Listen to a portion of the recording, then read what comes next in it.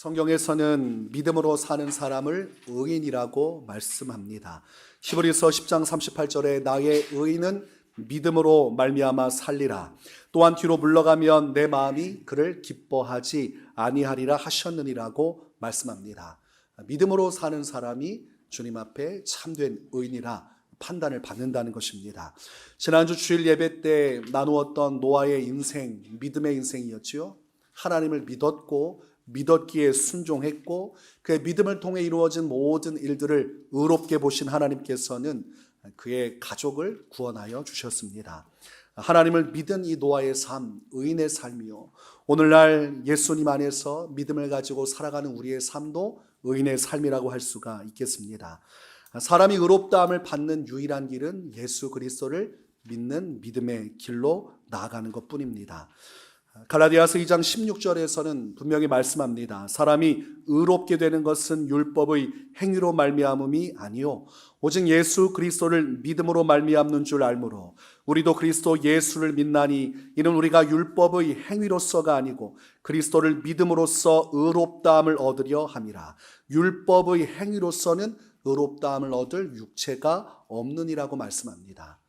그러므로 사람이 자기의 행위를 통해서 의롭다함을 받고자 하면 완벽해야 합니다. 단 하나의 죄가 없어야 됩니다. 그런데 그렇지 않죠. 예수님을 믿기 전에도 죄를 지었고 믿은 후에도 연약함으로 넘어질 때가 있습니다. 그 행위를 의지하면 단 하나의 죄로 지옥에 갈 것입니다. 그래서 성경은 행위를 의지하지 말라, 구주 예수 그리스도를 믿는 믿음을 따라 하나님 앞에 서야 한다고 말씀합니다. 그 속죄의 피를 의지하고 그 믿음으로 주님 앞에 서고 또 넘어지면 다시 십자가 속죄의 은혜를 의지하고 회개하고 이제 성령의 은혜를 따라 살아감으로 날마다 더 거룩한 주의 백성이고 하나님의 온전하시고 선하신 그 뜻 안에서 더욱더 하나님께서 기뻐하실 만한 믿음의 승리를 이루며 살아가는 것이죠. 은혜를 통해서 구원받고 은혜를 통해 성장하고 은혜를 통해 천국에 들어가는 건 믿음의 의의 길입니다. 이러한 믿음의 길 우리가 잘 알고 있고 우리는 전적으로 예수님만을 믿고 의지하고 있습니다. 그를 믿기 때문에 예수님의 말씀을 따라 우리가 살아가고 있고 또 회개하고 있고 또 부단히 우리의 육신을 쳐서 복종하는 믿음의 길을 가고 있어요. 근데 우리가 이 믿음의 다른 이름을 알고 있어야 됩니다. 성경은 믿음이라고도 말하고 또한 그것을 사랑이라고도 말씀합니다. 믿음은 믿음으로만 끝나는 것이 아니라 믿음의 다른 쪽 면이 있지요. 양면성 있는 것입니다. 믿음이고 또 순종이고 믿음이고 회개인 것처럼 이 믿음의 또 다른 이름은 사랑입니다. 하나님 안에서 사랑하며 살아가는 것. 그래서 본문에서는 사랑으로서 역사하는 믿음이라고 소개를 합니다. 믿음만 가지고 사는 것이 아니라 이 믿음이란 것에는 사랑이란 속성이 함께하고 있어야 그 믿음이 온전해진다고 기록을 하고 있습니다. 그러므로 하나님을 믿는 사람은 또한 하나님을 사랑해야 하고 그 하나님의 사랑 안에서 또한 이웃을 사랑해야 합니다. 그것이 성경이 가르치는 믿음의 본질적인 삶의 모습입니다. 예수님께서는 구약 성경의 율법과 선지자의 가르침을 하나님 사랑, 이웃 사랑 이 두 가지 계명으로 요약하셨습니다. 하나님을 믿고 따르는 삶이 무엇이냐? 율법의 수많은 계명을 통해 순종하라고 하신 그 뜻, 본뜻이 무엇이냐? 선지자들이 각 시대마다 각 나라와 민족 가운데 하나님의 말씀을 선포한 그 핵심이 무엇이냐고 했더니 하나님을 사랑하는 것이고 또한 이웃을 사랑하는 것임을 예수님께서는 말씀하셨습니다. 마태복음 22장 37절에서 40절까지의 말씀을 보면 예수님께서 이렇게 말씀하십니다. 예수께서 이르시되 내 마음을 다하고 목숨을 다하고 뜻을 다하여 주 너의 하나님을 사랑하라 하셨으니 이것이 크고 첫째 되는 계명이요 둘째도 그와 같으니 내 이웃을 내 자신같이 사랑하라 하셨으니 이 두 계명이 온 율법과 선지자의 강령이니라 말씀하셨습니다. 그러니까 구약을 두 계명으로 줄이면 하나님을 사랑하는 것이고 이웃을 사랑하는 것이고 예수님은 이 가르침을 복음 새 시대에 그대로 이어받아서 말씀을 전하셨습니다. 구약의 이야기니까 쓸모없다는 것이 아니라 구약의 핵심인 하나님 사랑, 이웃 사랑의 정신은 그대로 복음 시대에 이루어져 가야 한다고 말씀하셨습니다. 그래서 율법은 폐하여지지 않고 예수님 안에서 완전해진다고 설명을 해 주신 것입니다.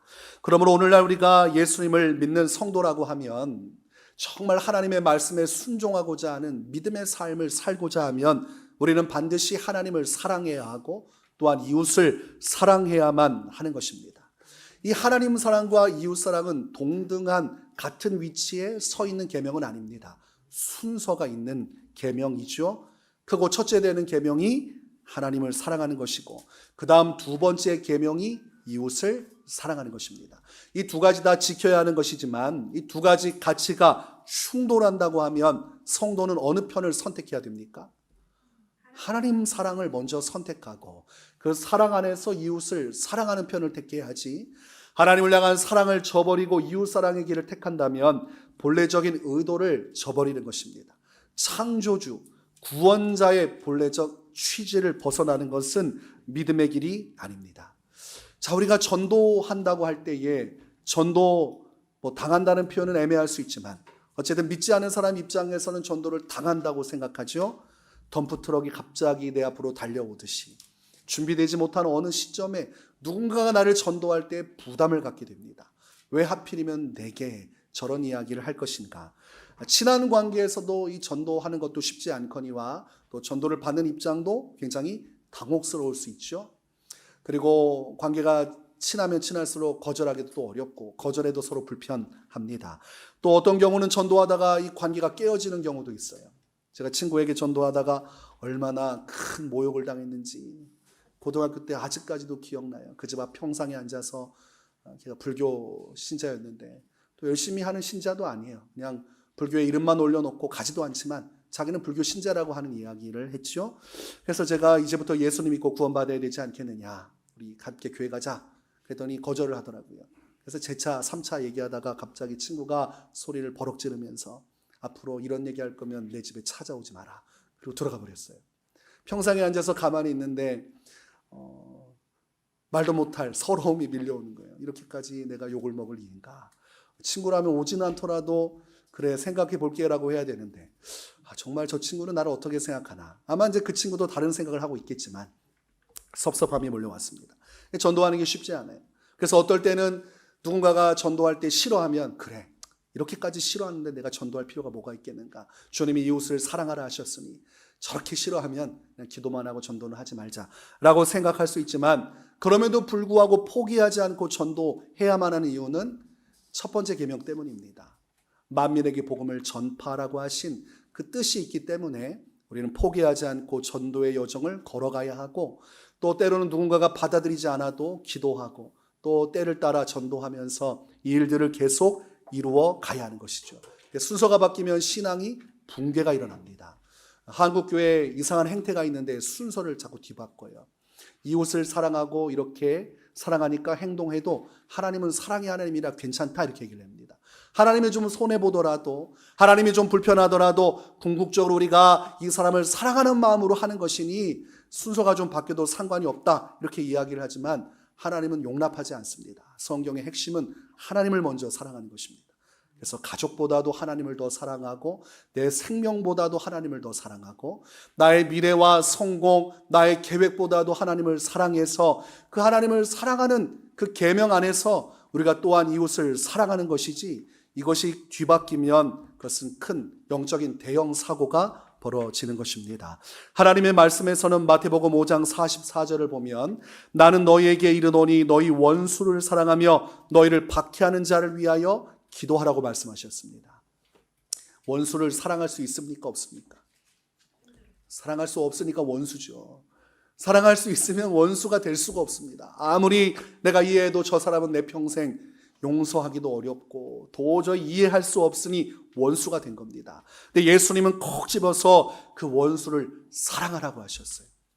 그래서 둘째 계명은 첫 번째 계명에 속하는 것이죠.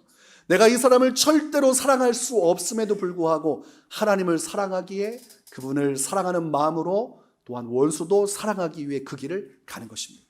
마음으로는 답답하고 화가 나고 억울하지만 내가 사랑하는 그 주님의 뜻이니 또한 이웃사랑의 길로 가는 것이죠. 그래서 첫 번째 단추가 확실하지 않으면 두 번째 이웃사랑의 길은 가지도 못합니다. 내가 사랑할 사람만 사랑하지 원수는 죽을 때까지 사랑 못하게 돼요. 그러므로 우리가 순서적으로 하나님을 먼저 사랑하고 그 사랑에 힘입어서 또한 누군가를 사랑하는 길로 가게 되는 것입니다. 어떤 신앙인들은 그렇게 생각을 합니다. 이 세상 어차피 혼자 살다 혼자 죽는 것이고, 하나님 한 분과 함께 교제하고 동행하면서 하나님이 나를 사랑하시고 내가 하나님을 사랑하면 되지. 굳이 주변을 둘러보면서 사랑 안에 만회하면서 서로 상처받고 고통받을 필요가 무엇이냐? 나는 사람들과 관계를 다 단절하고 나 홀로 정말 주님을 사랑하다가 천국 가겠다고 이야기하는 분들이 있어요. 이런 분들은 특별히 이제 상처받은 경험이 있는 분들, 교회 안에서 상처받거나 대인관계 속에서 어려움을 당한 분들은 이 사람 관계가 하나님과의 관계에 도움이 안 되는구나. 그저 그냥 조용히 골방에 가서 하나님 믿고 섬기고 말씀 보고 그렇게 나 혼자 예수님 믿으면 되지 라고 말하지만 그것은 크게 모순된 것입니다. 왜냐하면 하나님 사랑과 이웃 사랑은 같이 명해진 것이기 때문에 하나님 사랑만 취하고 이웃 사랑을 버리는 것은 결국은 하나님 말씀을 반만 따르는 건데, 성경에서의 순종의 개념은 반만 순종하는 건 없습니다. 순종할 것이면 100% 따르는 게 순종이지 반만 따르는 것은 불순종입니다. 노아가 하나님 어떻게 섬겼습니까? 반만 따랐습니까? 방주를 반만 만들었습니까? 아니죠. 방주는 만들고 양식은 준비하지 않았습니까? 아니에요. 방주도 준비하고 온전히 만들고 필요한 양식도 다 구비해서 하나님 말씀을 있는 그대로 순종했다고 되어 있습니다. 그래서 그것이 그의 믿음이고 의롭다함을 받은 것이죠. 그러므로 우리가 정말 하나님을 사랑하고 그분과 온전한 관계를 유지하려면 이 둘째 계명을 저버려서는 안 됩니다. 이웃사랑의 말씀을 내 마음대로 해도 되고 안 되는 계명으로 받으면 안 되고, 하나님을 사랑하기에 반드시 이루어야 할 나의 인생의 큰 사명으로 여기고 이 사랑의 길로 우리는 가야만 합니다. 그래서 예수님께서는 요한복음 13장 34절에서 새 계명을 너희에게 주노니 서로 사랑하라. 내가 너희를 사랑한 것 같이 너희도 서로 사랑하라. 아주 분명하게 말씀하셨습니다. 예수님의 설교 스타일은 아주 분명해요. 그 메시지가 분명합니다. 그래서 원수들이 많이 생겨났어요. 바리새인들과 서기관들이 가만히 듣자 보니까 자기들에 대해서 말씀하신 내용이 나오니까 불쾌하고 화가 나고 영적인 맹인에 대한 이야기를 할 때 우리가 소경이냐? 예수님께 따져 묻고 여러 가지로 항거하고 불평했습니다. 그런 예수님께서 분명하게 말씀하셨죠. 서로 사랑하는 것, 그것이 나의 계명이다. 율법의 시대가 저물고 복음의 시대가 열렸습니다. 이제는 복음의 시대에 유대인뿐만이 아니라 이방인들도 예수님을 믿음으로 구원에 참여하게 되었습니다. 그러나 율법의 정신은 그대로 이어진다고 말씀드렸어요. 사랑의 정신, 명령은 그대로 복음 안에서도 나타나고 있고, 예수님께서는 복음의 시대에 새 계명으로서 주신 아주 강력하게 말씀하신 계명이 서로 사랑하라는 이웃사랑에 대한 계명이었습니다. 하나님만 사랑하고 싶고 하나님과만 교제하고 싶고 죄 많은 세상 불신자들과 또는 연약한 신자들과 어울려서 아픔과 고통을 겪고 싶지 않고 나 하나만 주님 믿다가 천국 가겠습니다 라고 말하고 싶지만 예수님은 안 된다. 너가 정말 복음 안에 있고 복음을 믿는다면 반드시 사랑하는 삶으로 나아가야 하고 사람들과 함께 더불어 믿음의 역사를 이루는 길로 가야만 한다고 말씀하셨습니다.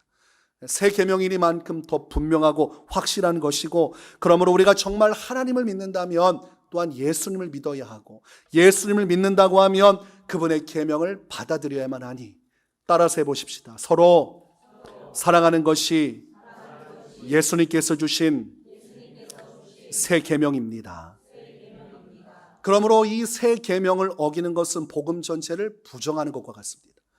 복음의 시대를 활짝 여신 주님이 내가 너에게 전할 말이 있는데 서로 사랑하는 이 계명만큼은 반드시 순종하라 라고 말씀하셨는데, 그 말씀을 배척하는 것은 예수님의 인격과 그분이 주신 명령 전체를 부정하는 것과 같습니다. 서로 사랑하는 것은 우리가 반드시 이루어야 할 믿음의 과제와 같은 것이고 우리의 목표점과 같은 것입니다. 요한일서 4장 7절과 8절에서는 이렇게 말씀합니다. 사랑하는 자들아 우리가 서로 사랑하자. 사랑은 하나님께 속한 것이니 사랑하는 자마다 하나님으로부터 나서 하나님을 알고 사랑하지 아니하는 자는 하나님을 알지 못하나니 이는 하나님은 사랑이십니다. 서로 사랑해야 된다고 말씀하고 있죠. 서로 사랑하는 것은 마땅한 것, 반드시 해야만 하는 것. 왜냐하면 우리가 믿고 따르는 하나님이 사랑의 하나님이시기 때문에 그 하나님을 만나고 아는 사람은 그 하나님의 사랑 안에 살고 또 사랑을 전하고 외치고 그 사랑 안에서 섬기며 살 수밖에 없다고 이야기합니다. 그러므로 누군가가 하나님을 믿는다고 하지만 실제로는 사랑의 삶을 살아가지 않는다면 사도 요한은 그 사람은 아직 하나님을 만나지 못한 사람이고 하나님이 누구신지도 알지 못하는 사람이라고 확정적으로 말씀합니다. 이렇게 단정지어 말하는 것은 그럴 수도 있고 아닐 수도 있는 것이 아니라 아니라는 겁니다.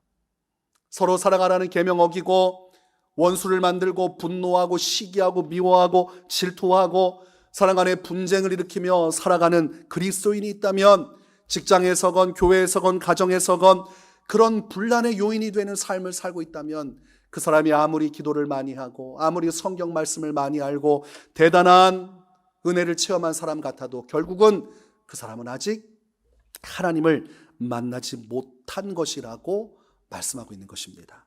요한에서 4장 20절과 21절은 또한 이렇게 말씀합니다. 누구든지 하나님을 사랑하노라 하고 그 형제를 미워하면 이는 거짓말하는 자니 보는 바 그 형제를 사랑하지 아니하는 자는 보지 못하는 바 하나님을 사랑할 수 없느니라. 우리가 이 계명을 주께 받았나니 하나님을 사랑하는 자는 또한 그 형제를 사랑할지니라. 이 사도 요한도 분명하게 얘기하고 있죠. 하나님을 사랑하는 것으로 끝나는 신앙은 없다는 겁니다. 그런 믿음은 찾아볼 수 없다는 것이죠. 하나님을 정말 믿고 사랑하는 사람은 또한 형제를 사랑하는 것이고 그것이 바른 믿음의 길이라고 가르치고 있습니다. 더군다나 눈에 보이는 형제도 사랑하지 못하는 사람이 어찌 보이지 않는 그 하나님을 사랑할 수 있겠느냐? 불가능하다고 말씀하고 있는 것이죠. 지금 눈앞에 있는 사람을 먼저 사랑해라. 그리하여야 너 또한 보이지 않는 하나님을 사랑할 수 있으리라. 이것이 성경에서 말씀하는 것입니다. 그러므로 하나님을 사랑한다는 것은 추상적인 개념이 아니에요. 그냥 찬양할 때 눈물을 흘리면서 막 감격에 겨워서 사랑합니다, 사랑합니다 하는 것이 사랑이 아니라 정말 하나님을 사랑하는 것은 하나님께서 내게 주신 사람들, 내 곁에 있는 사람들을 정말로 그 사랑을 가지고 실제적으로 사랑하는 삶을 살아갈 때 그게 정말 하나님을 사랑하는 것이라는 사실입니다. 하나님과의 관계는 너무 좋다고 자랑하고 하나님께서 이런저런 은혜를 주셨다고 말을 하지만 주변에 관계에 있어서 심각한 문제가 있고 사람들에게 아픔과 상처를 주고 누군가를 품어주지 못하고 살아가면 그 사람은 지금 하나님을 사랑하고 있는 것이 아니죠. 그 사랑은 하나님 앞에 의미가 없다는 것입니다.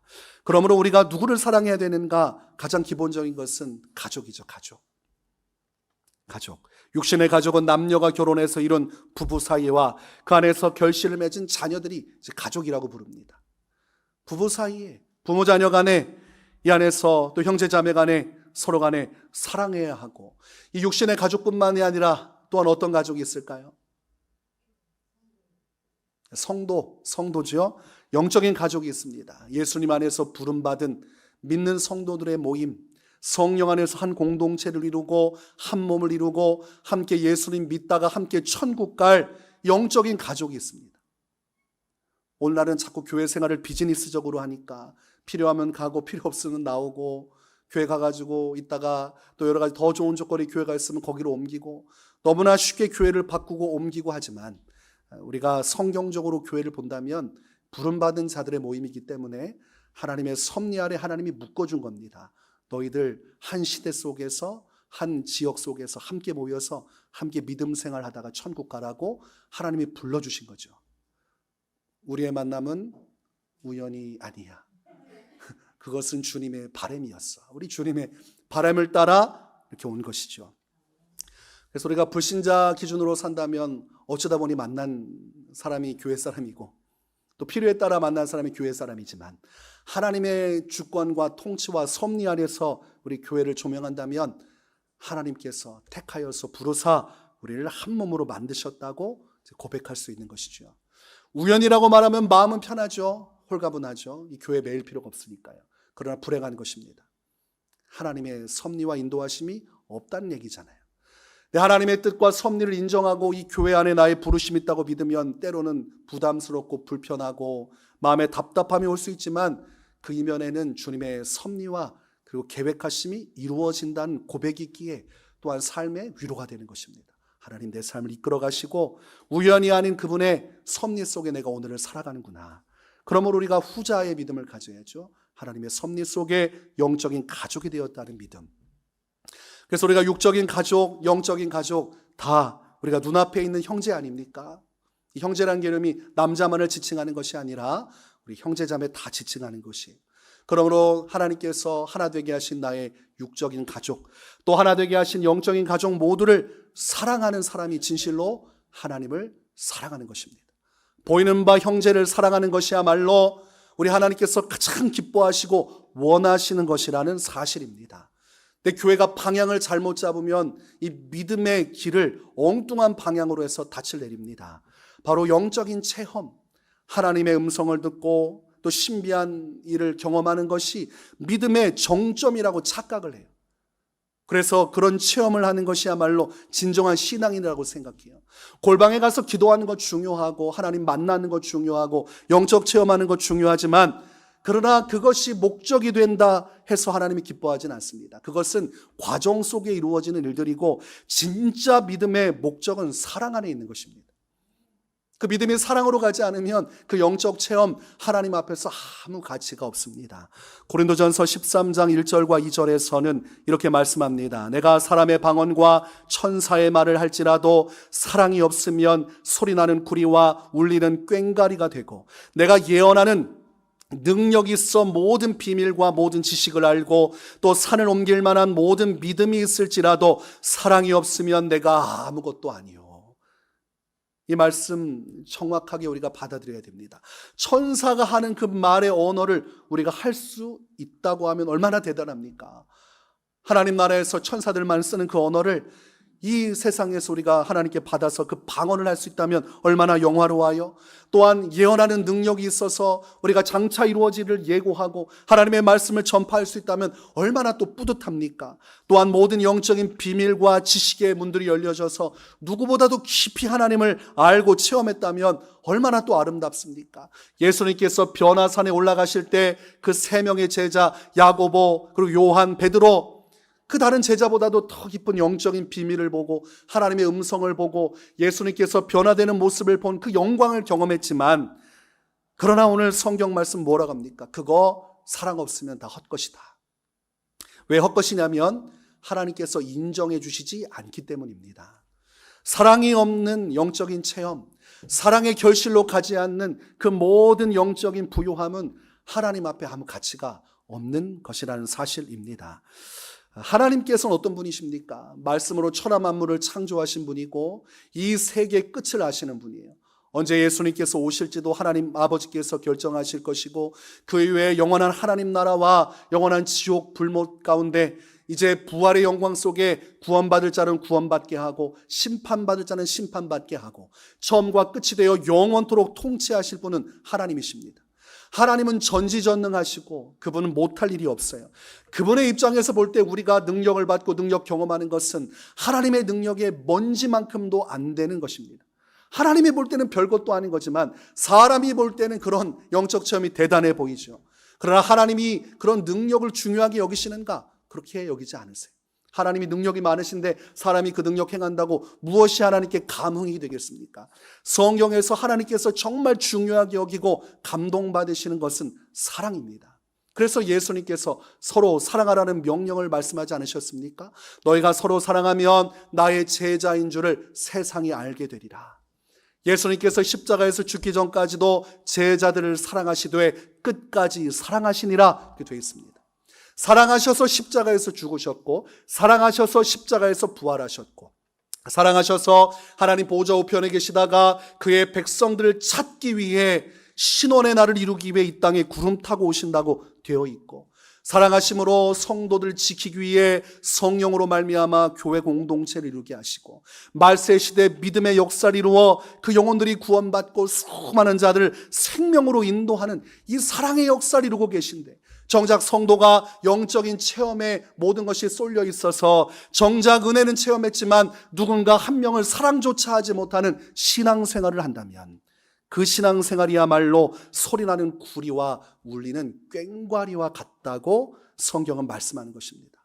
하나님 앞에 감흥이 없는 시끄러운 소음과 같은 신앙생활 한다는 것입니다. 이 사랑의 개념이라는 것이 이렇게 하나님 앞에서는 중요하다고 할 수 있겠습니다. 부부간에 돈도 많이 벌고 사회적으로 명성을 얻고 사람들에게 찬사를 얻는다 할지라도 그 부부 안에 사랑이 없으면 쇼인도 부부일 뿐입니다. 사람들이 아무리 좋아하는 것이 자기 안에 기쁨이 되는 것 같지만 부부간에 서로 사랑하지 않으면 그 관계는 서로를 갉아먹는 관계입니다. 실제적으로 아무 유익이 없죠. 영적으로 마찬가지예요. 정말 믿는다고 하면, 정말 하나님을 사랑한다고 하면 실제로 우리의 삶에는 사랑의 역사를 이루는 삶의 발걸음이 있어야 되는 것입니다. 여러분, 이 시대는 사랑이 말라버린 시대입니다. 공감을 하십니까? 마태복음 24장의 말씀을 보면 말세의 징조 중에 하나가 사랑이 식어질이라는 것입니다. 예수님께서는 마태복음 24장 12절에서 불법이 성함으로 많은 사람의 사랑이 식어질이라고 말씀하셨습니다. 우리가 인생을 낙관적으로 보는 것도 좋고 우리 미래적인 이 시대의 상을 아름답게 보는 것도 좋지만 성경은 그렇게 기록하지 않습니다. 말세가 올수록, 예수님의 재림의 날이 가까울수록 불법은 성행하게 될 것이고 사람들이 근본적으로 가지고 있어야 할 하나님의 진실로 원하시는 사랑은 사라지고 식어지게 될 것을 말씀하고 있습니다. 그러므로 수많은 가정들이 해체되고 깨어지고 부서지죠. 서로 사랑하겠다고 약속하고 서로 결혼하지만 수없이 이혼하고 그때 자녀들이 고통받고 괴로워하는 일들이 계속되고 있습니다. 가족 안에 하나님 나라 기쁨이 임해야 되는데 서로 상처와 아픔으로 얼룩진 시대를 살아가고 있습니다.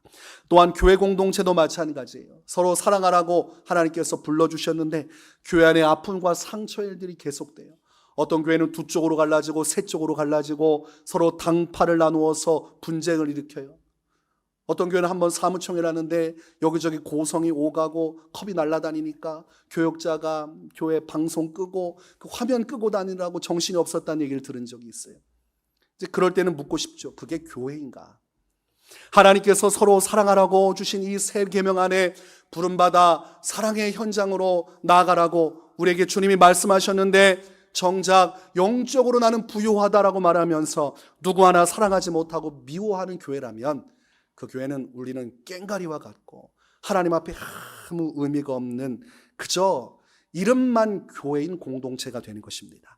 진짜 교회는 사랑의 역사가 있어야 돼요. 사랑으로서 역사하는 믿음이 있어야 됩니다.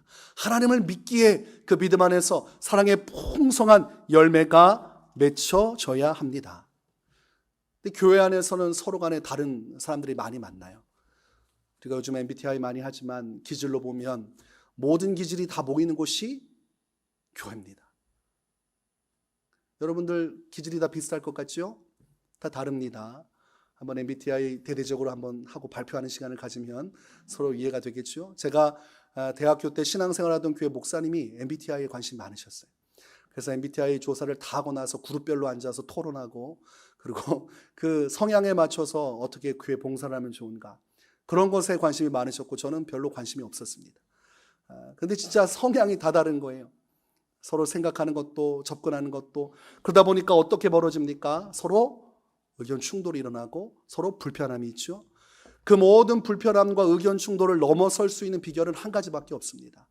서로 사랑하면 됩니다. 사랑하면 서로를 용납하고 서로를 인정하고 또 참아주고 또 격려하고 위로하는 사랑이라는 열쇠로 교회는 거동하고 움직이고 활동하고 하나님의 영광을 드높일 수 있는 것입니다.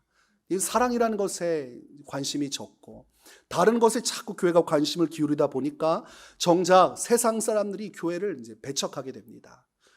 교회가 세상으로부터 인정받고 용인받을 수 있는 길은 한 가지밖에 없어요. 사랑밖에 없습니다. 세상이 더 발전되었고 더 많은 지식을 가지고 있고 더 많은 인재들을 보유하고 있어요. 밖에서 텔레비전 나가려고 준비하는 그 수많은 사람들, 우리가 그들과 비교해서 그럴 만한 예배를 만들 수 있겠습니까? 방송국에서 수십억을 들여서 세트를 만들고, 그리고 대대적으로 준비해서 훈련시킨 사람들, 그들만큼 우리가 화려한 예배, 완전한 찬양 할 수 있겠습니까? 비교할 수도 없죠. 10년, 20년 준비하고 나와도 아이돌이 스타가 되냐 마냐, 수십 개, 수백 개의 지금 그룹들이 사라지고 있는 그런 경쟁 시대에서 우리가 우리의 실력으로 뭔가 대단한 것을 통해서 사람들을 불러들이려고 하는 것은 착각입니다. 교회는 그렇게 경쟁해서 세상을 못 이기게 되어 있습니다. 옛날 가난할 때야 교회 안에서 뭔가 오면 먹을 거라도 얻어먹고 또 필요한 것 구하지, 요즘은 교회보다 세상 사람들이 더 잘 살아요. 부유한 사람이, 불신자들이 더 많습니다. 그래서 그런 코드를 가지고 교회를 세우려고 하니까 안 되는 거예요. 마태복음 5장 13절에 너희는 세상의 소금이니 소금이 만일 그 맛을 잃으면 무엇으로 짜게 하리요? 후에는 아무 쓸데없어 다만 밖에 버려져 사람에게 밟힐 뿐이니라. 서로 사랑하라는 예수님의 계명을 소홀히 하고 교회가 민노라 하면서도 사랑의 역사를 등한시하면 그것은 맛을 잃은 소금과 같아서 세상 사람들은 그런 교회를 비방하고 결국은 밟아버리게 될 것입니다. 그러므로 교회가 교회다워지고 교회가 복음의 역사를 통해 정말 믿음을 통해 영혼 구원의 열매를 맺고자 하면 우리가 본질적으로 사랑으로서 역사하는 믿음의 길로만 가야 합니다. 교회 안에 왔는데 교회는 다르더라. 세상에서는 돈과 명예와 자기 이득을 위해서 비즈니스적인 관계를 하고 때로는 뒤에서 정말 배신하고 나를 상처 주는 일은 난무하지만 교회 왔더니 아무 대가 없이 나를 사랑해주고 나를 위로해주고 격려해주고 나를 끌어안아주고 나의 모난 모습까지도 정말 이를 위해 기도해주고 옆에서 도와주는 이 사랑의 손길을 느낄 때 사람이 교회 와서 마음의 문을 열고 복음을 듣고 말씀을 듣고 이렇게 나를 사랑해주는 사람들과 함께 신앙생활하고 싶다는 강렬한 영적인 감동을 받는 것입니다. 왔는데 교회가 세상보다 더 악하고 사람들이 자기중심적이고 전혀 관심도 없고 배려도 없고 상처 주는 말들 뿐이면 그 사람은 죽을 때까지 교회에 다시 오지 않습니다. 아무리 전도해도 자기가 본 교회가 각인이 되어 있어서 교회를 부정적으로 보고 자기 자녀가 교회 간다고 하면 맞게 되어 있습니다. 교회는 좋은 곳이 아니야. 그냥 주변에서 잘 살고 공부 잘하는 애들하고 잘 어울리고 아빠가 이끌어준 대로 따라와. 교회 갔다가 괜히 사람 잘못 만나면 너 상처만 받을 거야. 왜 그러냐면 사랑의 역사를 등한시했기 때문입니다. 마가복음 9장 50절에도 같은 맥락의 말씀을 주십니다. 소금은 좋은 것이로되 만일 소금이 그 맛을 잃으면 무엇으로 이를 짜게 하리요? 너희 속에 소금을 두고 서로 화목하라 하시니라. 사랑하는 마음으로 화목의 일들을 이루는 것이 교회에 있어서는 가장 중요한 것입니다. 아무리 고차원적인 본질적인 일을 목적을 달성하기 위해서 그것을 위해서 성도 간의 분쟁과 다툼은 어쩔 수 없다고 생각한다면 그 사람은 지금 잘못된 생각을 하는 것이, 어떤 거룩한 목적을 위해서도 사랑의 관계를 깨는 시도는 있을 수 없습니다. 하나님은 그렇게 역사하지 않아요. 우리가 비록 돌아가는 것 같고 느리게 가는 것 같다도 서로 사랑하는 것을 아주 중요시하고 이 안에서 서로 화목하면서 그 일을 이루려 할 때 하나님의 도우심이 임하여 주셔서 길이 열려지고 또 환경의 변화가 일어나고 열매가 맺혀지는 것이지, 세상처럼 목표 정해놓고 서로 상처와 아픔을 주면서 목표를 이루기 위해 인내하라 감내하라 한다면 그것은 회사지 교회가 아닌 것입니다. 교회 안에 분란을 일으키는 사람들은 대부분 목적지향적인 사람이에요. 목사님 목적을 이루려면 때로는 상처도 주고받는 거 아닙니까? 교회라고 해도 하나님의 사명이 중요하니 옳고 그름에 대해서 분명히 말해야 하지 않습니까? 옳고 그름을 누가 말하고 싶지 않습니까? 그러나 그 과정 속에 사랑의 역사가 없으면 하나님께서 그 교회를 받지 않으십니다. 하나님의 영광이 떠나게 돼 있어요. 그래서 믿음이라는 것은 사랑 안에서 이루어지는 믿음이어야 되고, 그렇게 서로 간에 덕을 세우고 그 하나님을 더 깊이 사랑하는 그 과정 속에 열매가 맺혀야 주님이 기뻐하시지, 그렇지 않으면 그것은 교회라고 말할 수 없습니다. 그래서 때로는 저도 급하게 가고 싶을 때가 있어요. 그러나 대부분 돌아가는 편을 택합니다. 그 길이 사랑하는 길이라고 확신을 하기 때문에 기도하고 또 기다려주고 그리고 참아주면서 함께 걸어가는 교회 생활로 나가는 것입니다. 저는 누구보다도 목적지향적인 사람이에요. 저는 배불러도 다 먹기로 결정하면 먹는 사람입니다. 아주 단순한 예지만 그러면서도 이렇게까지 먹을 필요가 있는가. 근데 제가 마음에 정하면 그걸 또 저는 하는 사람이에요. 일상도 마찬가지예요. 하루의 일과의 목적을 정하면 그 목적을 가지고 움직이고 또 계획을 하고 움직여요. 그러나 아무리 좋은 계획도 이 과정 속에 사랑의 역사가 없이 가는 것이면 멈춰야 됩니다. 그것이 제가 예수님을 만나고 하나님의 복음을 깊이 묵상하면서 주신 하나님의 말씀입니다. 잠언 10장 12절 미움은 다툼을 일으켜도 사랑은 모든 허물을 가리느니라. 목적 중심으로 교회가 움직이면 다툼이 일어나요. 그리고 그 다툼을 합리화시킵니다. 교회 안에 가서 분쟁하는 데 가면 둘 다 논리가 있어요. 이쪽 편에서도 논리가 있고 저쪽 편에서 논리가 있어요. 그래서 PD 수첩 같은 데에서 분쟁하는 교회 가보면 교회가 장소를 나눠가지고 예배를 드려요. 그리고 이쪽 가면 이쪽 말이 맞고 저쪽 가면 저쪽 말이 맞아요. 근데 교회는 이미 두 쪽으로 갈라지고 수많은 성도들이 상처받고 교회를 떠나는데도 멈추지 않아요. 그곳에는 정의와 공의를 부르짖지만 가장 중요한 무엇이 없습니까? 사랑이 없어요.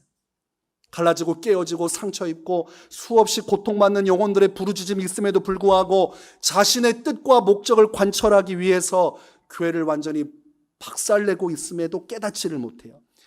그러므로 사랑으로서 역사하는 믿음이라는 것은 교회의 근본이 되고 우리의 신앙의 근본이 되는 것입니다. 베드로전서 4장 8절 무엇보다도 뜨겁게 서로 사랑할지니 사랑은 허다한 죄를 덮느니라. 그래서 교회는 죄를 들추는 곳이 아닙니다. 교회는 죄를 덮어주는 곳이. 자꾸 서로 들추면 살 수 없습니다. 자, 오늘 이 시간 하나님께서 여러분의 죄를 공개적으로 들추면 여러분 서로 얼굴 보고 살 수 있습니까? 하나님의 공의와 정의가 이루어지길 바라고 그래서 필요에 따라 누군가의 죄를 들출 수 있어야 됩니다 라고 생각한다면 지금 하나님께서 여러분의 죄를 공개적으로 들추면 이 중에서 얼굴을 들 수 있는 사람이 있습니까? 없잖아요. 근데 왜 그렇게 생각하고 그렇게 신앙생활하고 남을 그렇게 어렵게 만듭니까? 우리는 주님 앞에서 죄 없는 자가 없어요. 가늠한 여인을 쳐서 돌로 죽일 때 예수님께서 너희 중에 죄 없는 자가 먼저 돌을 들어 쳐라. 누구도 돌을 잡을 수 없어요. 잡는 순간 죄 없다고 말하는 건데 자기의 삶을 주변 사람들이 알고 무엇보다 가족도 알고 자기 자신이 분명히 알고 있는데 어떻게 감히 죄 없다고 하나님 앞에 말할 수 있습니까? 아무도 가늠한 여인을 돌로 쳐 죽이지 못했습니다. 그리고 예수님조차도 나도 너를 정죄하지 않는다. 다시는 죄를 짓지 말아라. 죄를 들추지 않고 도리어 용서하고 덮으시고 새 삶을 살아가는 사랑의 길로 인도해 주셨습니다. 그러므로 우리 교회가 가야 할 길이 그 길이에요. 서로 용서하고 용납하고 덮어주고 그래서 그 사람이 온전한 믿음의 사람이 될 수 있도록 함께 지지해 주는 사랑으로서 역사하는 믿음의 교회. 우리의 교회 속에서도 여러분의 가정 속에서도 함께 이루어 갈 수 있기를 주님의 이름으로 축원합니다.